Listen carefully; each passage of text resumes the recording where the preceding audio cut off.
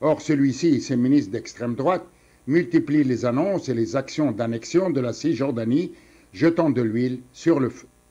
L'État est la Cisjordanie, elle est déjà occupée et sa colonisation s'étend tous les jours.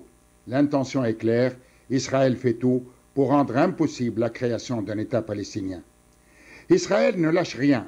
Au sud Liban et en plein cessez-le-feu, il érige un mur en béton, tout en multipliant les bombardements, en commettant plus de 5000 violations et incursions militaires, tuant une centaine de Libanais innocents.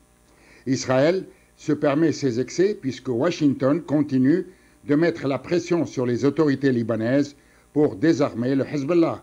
Or, celui-ci refuse nettement de déposer les armes. Cette situation, qui mérite normalement toute l'attention, ne figure pas malheureusement dans l'ordre du jour de la réunion des ministres des Affaires étrangères des pays du G7, à savoir l'Allemagne, l'Italie, la Grande-Bretagne, le Canada, le Japon, les États-Unis et la France.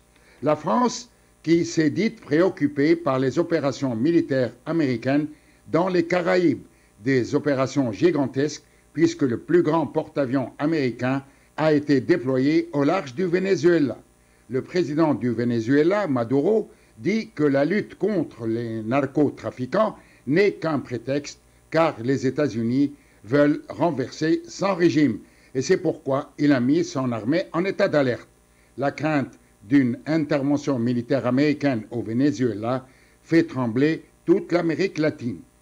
À l'ordre du jour de ce G7, l'Ukraine, où les efforts diplomatiques sont au point mort face à l'intransigeance russe, et aussi la situation au Soudan, qui vit une guerre civile meurtrière et qui connaît la pire crise humanitaire au monde selon l'ONU. Voilà un diagnostic peu rassurant de la situation dans le monde. Point chaud avec Kamel Cherif.